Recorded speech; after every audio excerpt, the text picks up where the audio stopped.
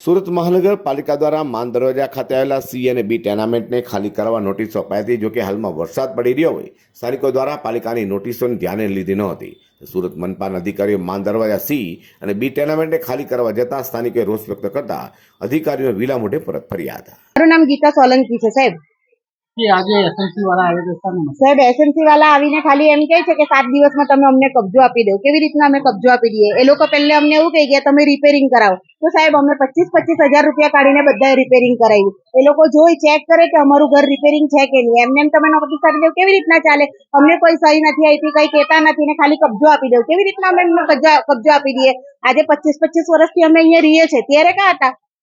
ને બસ ખાલી એમ કે છે ખાલી કરી દો મકાન. કેવી રીતના ખાલી કરવાના? ના અમને કોઈ બિલ્ડર સાથે મલાવતા, ના કોઈ અમને મીટિંગ કરાવતા, કઈ નહીં. ને ખાલી એમ જ નોટિસ આવે, મોબાઈલ ખાલી બૂમ પાડીને ભોંગું લઈને આવે, બૂમ પાડીને કહી દે છે કે ભાઈ મકાન ખાલી કરી દો. રસ્તામાં પડેલા છે મકાન ખાલી કરવાના. આજે 32 ઘર અમે એમને રહેતા છે, તમે જોવા આવતા છો કે કેવી રીતનાની? જયારે પેલા પહેલું લાલ પટ્ટાનું નુકસાન થયું પછી એ લોકો તોડકામ કરી, એ લોકો પહેલે નહીં કરી શકતા હતા? ત્યારે એસએમસી વાળાને ભાન નહીં હતું કે આ બિલ્ડિંગ ખાલી થઈ ગઈ, અમારે તોડવી જોઈએ. અત્યારે તોડી દીધી ને હવે બધા બિલ્ડિંગ વાળાને કહે છે કે 7 દિવસમાં કબજો આપી દો. રસ્તામાં પડેલું છે